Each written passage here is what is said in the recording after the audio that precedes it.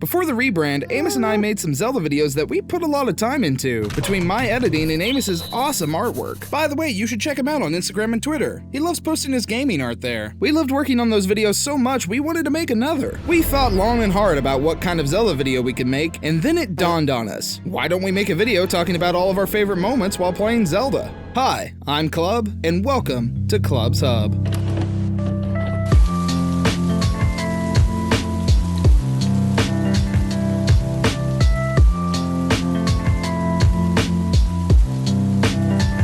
You know, when me and Amos were debating about what was going to be on the list, we had over 50 different things written down. It took a very long time to narrow down the list, and we sadly had to take out a huge amount of super popular ones that we loved, such as Link pulling the Master Sword in Ocarina of Time and changing into an adult, the fight with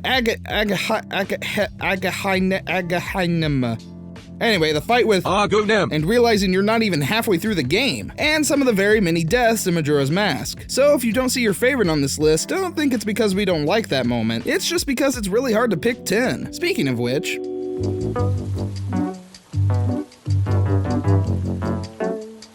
Have you ever had a dream? No, but Link has, and he didn't even know it the entire time. Have you guys ever played this game? This game right here? Well, you should. I feel like a lot of people used to not talk about this game before the remake, and it's a very charming game. In Link's Awakening, Link is caught in a storm and washed up on Koholint Island. I think I said that right. Where he is tasked by a talking owl to wake a windfish with magical instruments so you can go home. Okay, yeah, now that I've said that out loud, it does sound kinda dumb. But anyway, you set out to do this task, making many friends along the way, such as this fine fair maiden Marin. Just look how precious she is, I could just eat her up. Anyway, here's the thing. When you wake the windfish, you save the island and you get to go home. But as you come to find out, the entire time, you've been in a dream. This comes as a real shock and you have no other choice. Either stay on the island and never make it home, or wake the windfish, causing the island and all of its inhabitants to disappear. Thanks, Reggie. You know, somehow, this is your fault that Precious Marin is gone.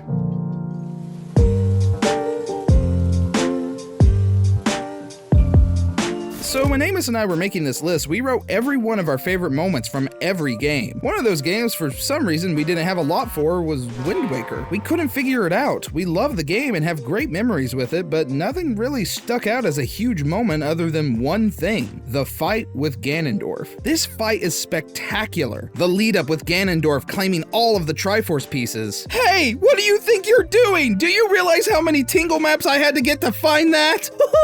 Tingle, tingle, cool and glack. The water collapsing around the arena. The king stopping Ganondorf from making a wish. And of course, that last bit at the very end where you take your sword and impale Ganondorf straight into his stupid head. Yeah, really earning that 10+ in the E rating, ain't you, Nintendo? And now I guess him and Fee are forever stuck at the bottom of the ocean.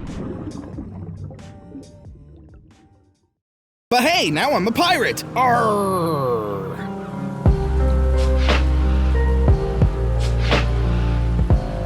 Speaking of Fee, well, kind of. In Breath of the Wild, there are several memorable moments. Whether it was your first fight with a Lionel, we all know how that went, or the time you explored Hyrule Castle, gazing at the beautiful landscape of Hyrule, or the mission where you go and build Terrytown. Breath of the Wild was filled with wonderful little moments. One of the best in our opinions was simply finding all the memories. Every time you found a new memory, it was time to learn more about yourself. Well, I mean Link, not you personally. As you go through the game and collect more and more memories, you get to see all the times when Zelda hated you, all the times when she hated you again, and the times when she didn't hate you, and it really added a lot to the story. Kind of. I mean, not really, no. It actually didn't matter since you could just find them in any order, but I digress. At the peak of all this, at the very end, you get this amazing cutscene where Zelda helps Link fight off a guardian. All this time, Zelda has been trying to gain her powers as the princess tied to the goddess, and at the most opportune moment, she finally achieves this, and is able to save Link in the process. On top of this, we get the first connection to a different Zelda game in the timeline ever. Fee talks, or well, chimes, through the Master Sword. This moment solidifies the Zelda timeline and makes a very amazing connection to the Zelda canon, causing me to fangirl a little bit. Hey kids, want to see a really bad segue about Skyward Sword using the moment with Fee we just talked about?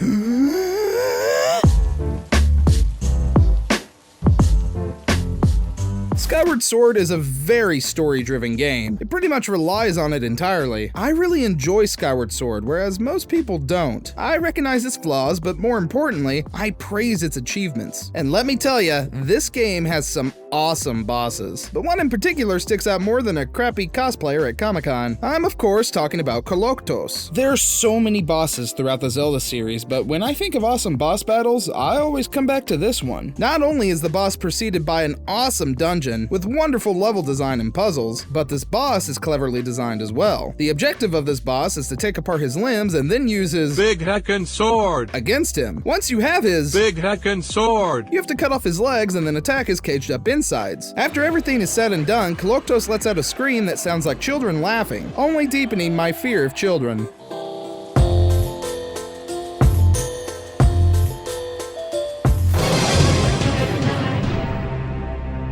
Alright, here comes the question. Who is this character? Is it A. Impa, B. Zelda, C. Donkey Kong, or D. Sheep? I'm gonna go for C. Donkey Kong. Is that your final answer? You know what? Amos and I talked about this, and we actually have this spoiled for us, thanks to this charming little game right here. So when we actually got around to playing Ocarina of Time, this moment was supposed to be jaw-dropping for us, but we already knew. However, that doesn't mean that this moment isn't still amazing. There weren't very many games that had done this kind of, oh, it was me the whole time thing back in the day. In 1998, collective Zelda fans not only had their minds blown by the graphical fidelity of the game's 3D capabilities, but the admittedly clever reveal that the typical damsel in distress Zelda was the guiding presence of Sheik the entire time. And honestly, the clip I always go to for a genuine reaction to not knowing was the Game Grumps. Yep. Yes. Wait, did he trade places with... That is Zelda? Yeah. Sheik is Zelda? Yep. Danny's genuine surprise is probably exactly how I would have reacted if it wasn't spoiled for me. I love me a good twist, especially if it's crafted around a fun, entertaining, and amazing game.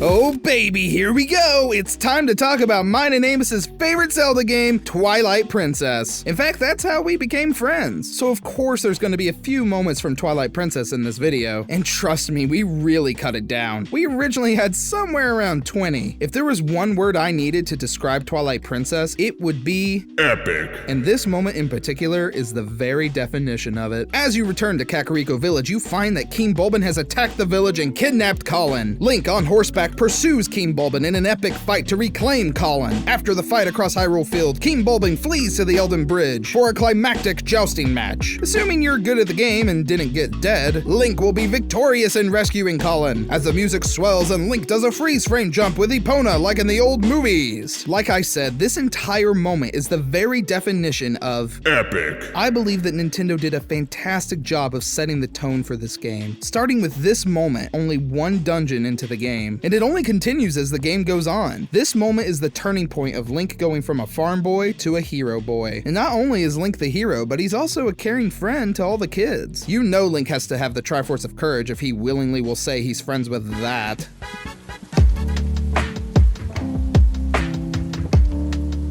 Hey kid, do you like Zelda? Yes. You do? That's great. Who's your favorite companion? I like Navi. I'm sorry. Who? Navi?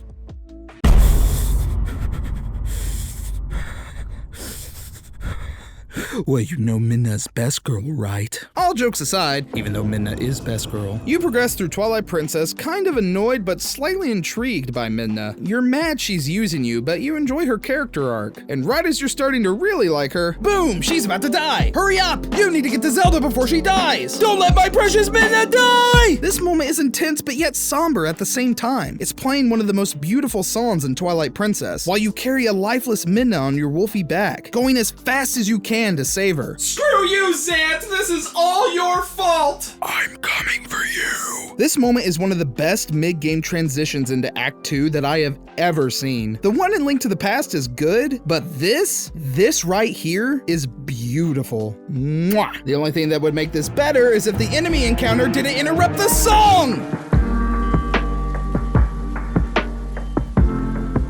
You know, there's one game in particular we haven't even talked about yet that most people love with the burning passion of a really big moon.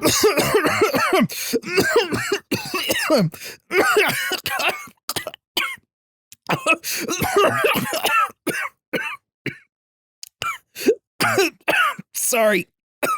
That joke made me sick. That's right, Majora's Mask. Cause nothing says Zelda like depression, death, aliens, and Goron racing. But one particular event gave me and Amos goosebumps. The final hours. Now, a lot of people have played Majora's Mask, but you can actually go through the entire game and never even encounter the final hours. You know how I said the music really helped with Midna's Lament? Well, nothing compares to this music. Can someone say depression? Depression! Oh, thank you. I didn't see you over there. This moment puts you in a petrified state of shock as you witness all the citizens of Clocktown throw themselves into a panic as they see death knocking at their door. Some people take it quietly and valiantly, while others quiver in a corner in fear. This whole moment is saddening to watch, and even worse is if you don't reset the 3 days in time, you have to watch in horror as you and the citizens are wiped clean from existence. It's some really intense stuff, and definitely not something you would find in a game that's rated E for everyone. I would like to say the next two are more upbeat, but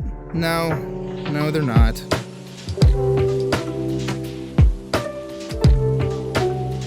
Like I said earlier, people tend to really rag on Skyward Sword, and for understandable reasons. But don't you tell me for a second that this game doesn't have a good story and amazing characters. I mean, look at this goofball. I love this guy, but we're not talking about him, so shoo-shoo. This game was the first Zelda game to show an intriguing and beautiful relationship between Zelda and Link. They grew up as childhood friends, and they flew Loftwings together, and just look at Zelda. Oh, she's so precious. So when she's taken away from you, you want just as badly to rescue her. You go through trial after trial after trial, and finally you get to talk to Zelda. That's when she drops the knowledge that it turns out when Hylia was fighting to protect her people, she was injured in battle. In an effort to keep everyone safe by keeping them from using her power, she stripped herself from her own power and became mortal. That mortal is none other than Zelda herself. This comes as a huge revelation to us as the player, especially after playing all the other Zelda games, but it comes as an even bigger surprise to Link. His childhood friend has been a goddess the entire time. Zelda then informs Link that she must put herself in a sleeping state to keep the seal tight on the Demon Lord so that he doesn't escape. Zelda then goes on to profusely apologize to Link for deceiving him into chasing after Zelda in order to prove his worth as a hero. She then talks about how she's going to miss flying around with Link and spending time with him before saying to him, "I'm still your Zelda," and enters her sleeping state.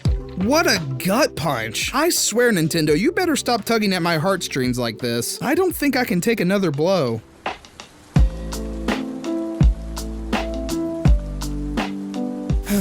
I was afraid of this. So, if you knew me very well, then you'd know that I'm a huge crybaby. I cried at the Christopher Robin movie, I cried it up, I cried at Big Hero 6. The point is that I cried at a lot of Disney movies, but I don't cry to very many video games, with Kingdom Hearts being the exception because, you know, Disney. My point being, at most, I've only choked up a couple times in Zelda games, including the "I'm still your Zelda" bit we just talked about, but when I first played Twilight Princess, this moment made me cry. I've already made this clear, but Midna is my favorite companion in any Zelda game ever, and one of my top 10 favorite video game characters as well. As the game comes to a close, Midna has to return to the Twilight Realm where she came from. To keep the events from Twilight Princess from ever happening again, she destroys the Twilight Mirror as she's entering to keep people from coming in and out. Link was unaware of her intentions, and can only watch as the mirror shatters into pieces, seeing Midna for the very last time. You know, until Hyrule Warriors or whatever.